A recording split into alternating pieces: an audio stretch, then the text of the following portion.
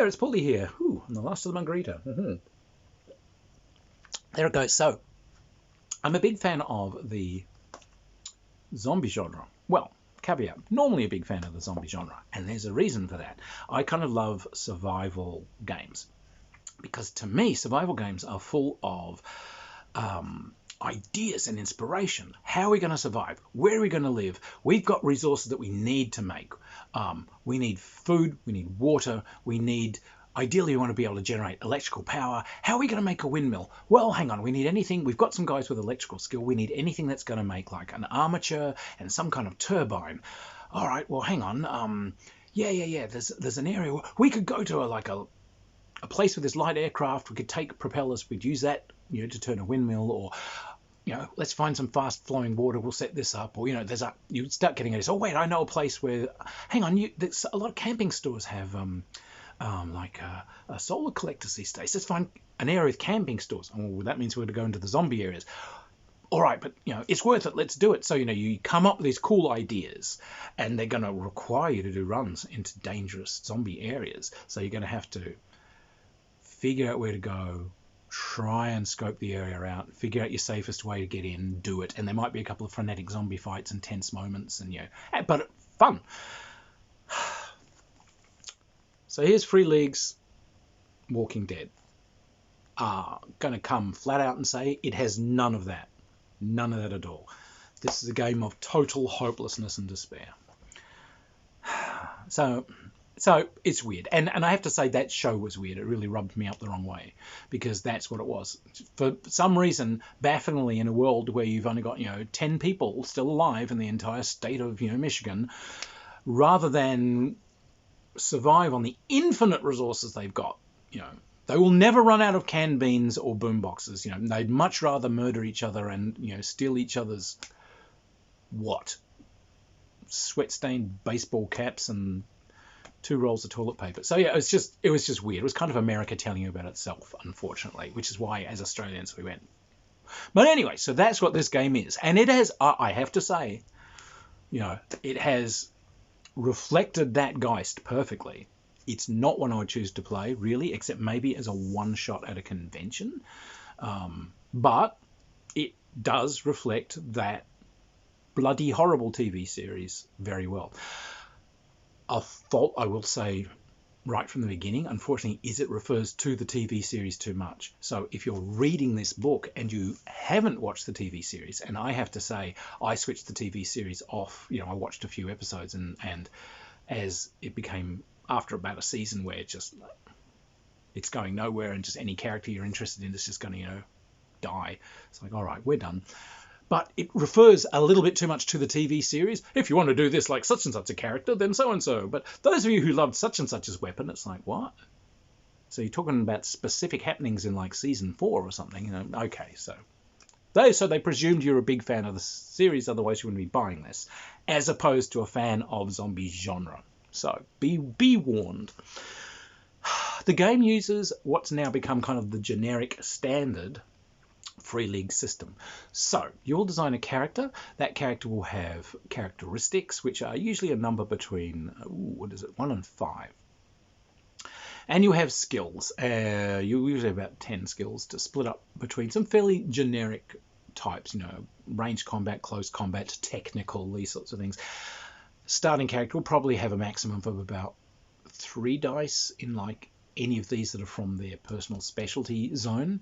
So 8 dice in a block is the most you're going to be rolling, because what you do is you add your characteristic number to the skill number. That's the number of d6s that you were rolling, and basically 6s are a hit. 6s are a success. If you get more than 1 6, then those are extras to the success. If it's in combat, it's extra damage, or it's a stunt of some kind. If it's like a non-combat skill use, this is extra icing on the cake. I was trying to make that stuff that I put together into some sort of generator. It says, yeah, this thing's humming. This thing's putting out twice the power you guys ever thought it would. Or this thing's way more robust and reliable than you could have ever imagined, or whatever. Now, this also uses the stress system that those of you who played the Alien game that introduced. So what happens is events and even being in types of area can give you stress. When you roll a skill test, you also roll 1 stress dice for each level of stress that you have. And these are a different coloured dice. Just take a different colour or use their proprietary dice that they give you. So you actually get more dice to roll, so more chance of your skills succeeding when you're stressed, because stress kind of sharpens you up. Your heightened perception because you know there's zombies in the area. But if you roll any 1s on the stress dice, then they call that a walker, and you have screwed something up. Now, there are a couple of different ways of doing the consequences in this. In the most simple fashion, if you roll a 1 on the stress dice, something's happened involving the zombies, the walkers. This can mean a walker has now appeared, it's been attracted by your activity, and it's coming for you. You've got to deal with it. It could also just raise the threat level of the area you're in. More on that in a minute. Or it could be a screw up. The gun jams, you're out of ammo, the car's out of fuel, you blow a tyre, those kind of mishaps. So it does say judge how you use these, and remember you might be able to get more than 1 walker rolled on the stress dice, so bear in mind that not every failure is like catastrophic.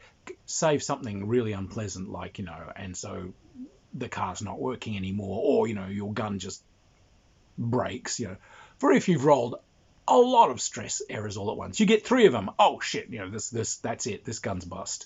You're gonna have to, someone with gunsmithing skills gonna actually have to fix this thing. Save that for when someone rolls a few screw ups at once. But runs out of ammo is fine. Click, click, click, click, click. Oh god, not so bad. But you can't fire the gun until you spend a turn. So, all right, good. Now, areas are measured by threat. Threat is basically how many zombies there are in the area. 0 is an area you've definitely cleared. You've made some sort of haven, some sort of building. You've cleared through all of it. You've searched all of it thoroughly, absolutely, every sudden cupboard under the sink. You know that you're safe. So that's a level 0.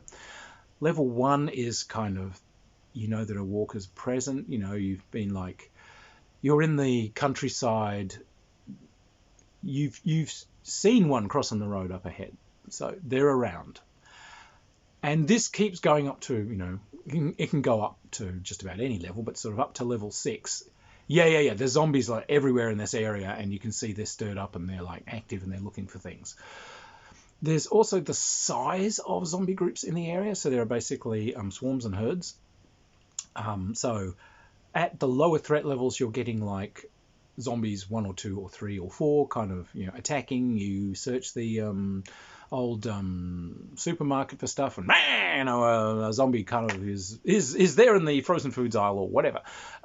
But when you get groups of like a dozen or more, then that becomes kind of a swarm. That's a bit more dangerous. But it can go up to herds, which are like hundreds of the things, and it can go up to thousands, like where a whole city load for some reason have all just migrated in one huge mass in one direction, and there's like 100,000 zombies. So yeah, there are definitely different crazy levels of these things. If you are in an area and someone does screw ups and so on, it can raise the threat level, and the threat level can be used to bring in more zombies. So if you are, let us say, trying to sneak, you're searching out a school for some reason, and you peer into the gym, which someone's actually like locked the door, but you can see there's about 50 zombies all standing around, and they're all in like, yay, cheerleader outfits or whatever. All right, well, we'll just back off from that. But then you can see a zombie's like exited a room. It's not looking a direction, but all right, if someone wants to sneak and they roll like a failure, okay, now you've got a zombie coming towards you. The umpire has sort of said, all right, well, that's going from a threat 1 to like a threat 2. Now zombies are actively aware of you and coming towards you. Or what the umpire could have done is said, all right, I'm building it up to a higher swarm level or something. Okay. You see 3 or 4 more zombies have come out. They've heard the noise. They're not looking at you specifically, but they're down at the exit that you used to enter the building. There's a dozen of these things in the foyer now. So, damn, yeah, so you've got to find a way around. Or I'm going to try and kill one silently, and you fail. It's like, all right.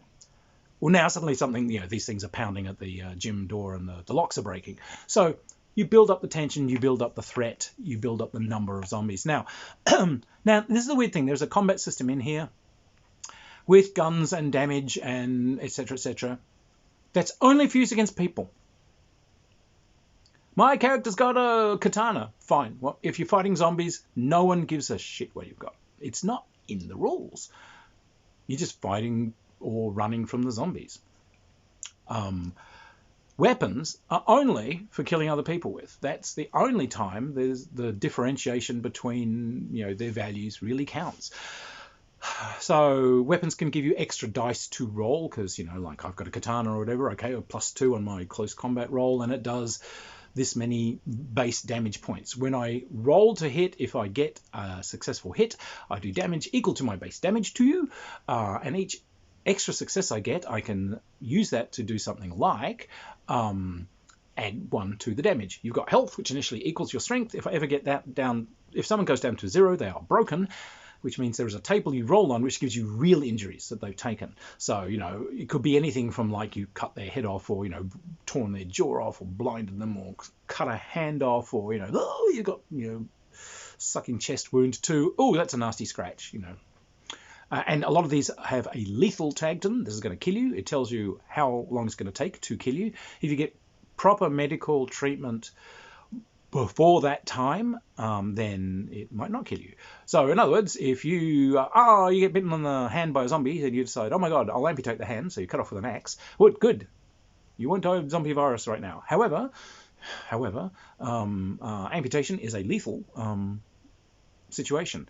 That has to be bound up properly. Someone needs to do a medical wound on it, a medical treatment. Probably not you, because you are now wounded, so you get a negative to any rolls that you make. So ideally, your friend, and it will tell you how sophisticated a set of equipment you need. So something like an amputation, wackily enough, doesn't need that much. It's going to be tourniquet and bandages. But on the other hand, if someone's got a bullet in the lungs, that's lethal. They're going to need actual advanced medical equipment. Someone's going to actually have to, like, a scalpel and pliers and probes and, maybe antibiotics and all that sort of stuff. So you die of injuries, in other words, and you die of them pretty readily once you take that damage. Now, if you're in combat with zombies, now bafflingly, there's not a system for shooting down zombies. That really comes more in the role play, like those situations I told you before where, there's a zombie in the corridor. All right, well, I can fire a shotgun at it. Oh, fair enough, just roll. And if you hit, yeah, sure, the zombie's down. And now the threat level's up and thousands of zombies are coming in because you made a noise. I got a crossbow. Well, you can shoot it more silently. But there are no rules for 30 zombies are coming down the corridor towards you, stand your ground with your Tommy gun and gun these things down. That's really not in there as rules. That's rolled over more generally into fighting zombies, which is a different system again. So when it happens, there are circumstances in which it just tells you if you fouled up under these circumstances, the umpire can initiate a zombie attack against you, such as if you've taken a swing at this zombie that you crept up behind and missed. All right, now you're subject to a zombie attack. So what happens is you are rolling dice with whatever you're doing to stop zombies. Now, that could be you've got your close combat thing, I've got close combat skill, and I've got my mighty sword, which gives me 2 extra points. All right, so it does come in there. I'm rolling those dice. Or, well, I've got my gun and it's loaded, so I'm going to fire the gun. But that does give me +2 because it's a good weapon. All right, so I'm using my ranged combat +2. Or someone could just say, I'm just running. All right, well, that's mobility as a skill, etc., etc. However you're facing these things, you club together. Each person does their individual rolls. If one of them makes no successes, you keep a track of that. But the group's aggregate successes are gathered together, and the zombies roll a number of dice depending on the size of the horde. 1, 2, 3, 4, 5, 6 usually. And they're rolling this kind of number. Now, if they get more hits than the party does, then someone in the party is randomly selected to roll on this zombie damage chart, which is like a D6 chart, and that's where you die. You can just literally take some damage that slams you back, but this is where you get bitten all over the place and you're going to die. This is where you get, they've bitten you in the abdomen and whatever, there's no way to cure that, and you're going to get sick in about 3 hours and then you're going to turn into a zombie. Okay? Or one of them tears your arm off, or one of them rips your ear off, or one of them's bitten you on the hand. You've got to amputate this within the next 4 rounds, otherwise you die, etc. There's some weird rules. If you're in a sort of a swarmy situation. Now, the other thing the zombies can do is they can also use their successes to block your chances of escape as they surround you. So the umpire might be able to get he might not subject you to that roll first. He might surround you. If there is an avenue of escape still open, what you can do is just throw someone to the zombies. You make an opposed force roll against someone, and if you win, tell with it, you just tripped over and you shoved them in the middle of the zombies. While the zombies close in and just eat that person, you run off. This is a serious, hey, why not do this thing in there. It doesn't seem to be in any way saying that's a bad thing to do. There are other things where you can attempt to sort of desperately hide. So I'm going to hide in this overturned dumpster, or I'm going to try and crawl into this car and hide. And in that case, I've just sort of said you're just at the mercy of the umpire. Do these things find you? Do they move on? Or do you have to stay there till someone gets you? Fine. But all right, vaguely an out. They kind of got this miserable idea where each session someone's got to do a recap of what happened last session, but they've got to do it as a letter that's been written to someone that's horribly died. Yeah, look, man, I'm really sorry that I threw you to those zombies. And yeah, your screams as they tore your living flesh off their bones really haunts me. But hey, you got to do what you got to do. But yeah, since they ate you, things just really haven't got better. And I just keep wondering, maybe it would have been better if I was the one that got eaten or whatever. Yeah, but this is the thing that they're fostering. Everything's hopeless. They tell you in the structure, have you got a great haven? Have you made a place? It is going to fail. Have you made friends and have you got a group? Yeah, something is going to happen. Someone is going to get infected. Someone is going to die. Some group is going to turn up and try and take everything away from you. And they have a series of kind of end of this phase of your story thing where you just roll on a chart and see what happened. Oh, yeah, some sort of disease has turned up and people got really sick, so you've had to run from that haven because, everyone's got to die of whooping cough or something. Oh, okay. Soldier on, next part of the campaign. So, yeah, it is miserable. Just miserable as you just plod on. And that's the story this wants to tell. I guess that's the story of The Walking Dead. Just miserable. This nihilistic, dragging away, no heroes, no success is really worthwhile because, your number's going to be up eventually. The real monsters are the humans. And the adventures they've got in there are all about in the base setup, this is this area. There's a group called The Living. They've set up a fake SOS saying, hi, we're a group of survivors. We're looking for people to join us. If you need medical help, come to us. It's just to draw you in so they'll just kill you and steal your stuff. And yet, so this is what they've set up, that kind of paranoid, weird world. And so, like I said, look, I wouldn't want to run a campaign of this. What a downer. For a frenetic, for a one shot, actually probably a fine choice because people would probably enjoy it and not mind the fact that they're just getting bitten and dying left, right, and centre, and that kind of the zombie fighting rules in this are good because they're kind of abstracted, and they're abstracted with the combination of the threat level, which is essentially a random chance that something's going to turn up and come for you, and the swarm level, how much of them are going to turn up for you when something happens, and that's kind of a nice abstracted combo with the stress dice going up. Stress dice can lead you to kind of, panic and do things and screw up, and so so there's some nice mechanisms there for this sort of thing, and that kind of abstracted, we're all pitting our resources together to battle our way through the zombies, etc. Nicely abstracted, and you can, the thing is really set up so that you can just essentially just shoot your friends in the leg and sod off. you've all rolled successes and whatever. Well, you can sort of, if you've succeeded, you can do damage and whittle down the zombie swarm's size, or you can, and so on. So you can whittle it down to 0. Or if it's only one, or well, if it's threat 1 or 2, you've just gotten rid of them, which is great. But one thing you can try and do is, well, my success is mobility. I was rolling as that, so I'm leaving. What? Yeah, I found a window. I've just jumped through it and I've run off. Great. Now the rest of the party's got less dice to roll against the zombies because they've decided to stay there and fight. So it's like, so again, as a one shot, there's lots of kind of cool opportunities for screwing each other over and all that sort of thing. So, you'd have some fun with it as a one shot. I kind of think as a campaign, this is going to be a experience of misery. So yeah, sorry, this is kind of a mixed review, isn't it? It's like, and it's not from the mechanics. The mechanics, as I said, are superb. It's from the setting. And they've been loyal to someone else's story. And they've given you the exact tools you need to simulate that story. If that story really spoke to you and you really want to run that, then mazel tov and do it. If not, maybe don't. However, you can raid this for tools to tell that more upbeat survivalist story. Is my honest suggestion. Do that. Let them have their ideas. Let them have their triumphs. Let them go out there and do things. There can be nasty people out there. Day of the Triffids, there was nasty people in that. When's that written? 68, something like that. They can be out there, but you can have a sense of achievement. We're going somewhere. We're doing something. We're trying to get to a haven. We've got a great idea. We're going to go and live on this amazing island. Let's cross half the countryside and go there.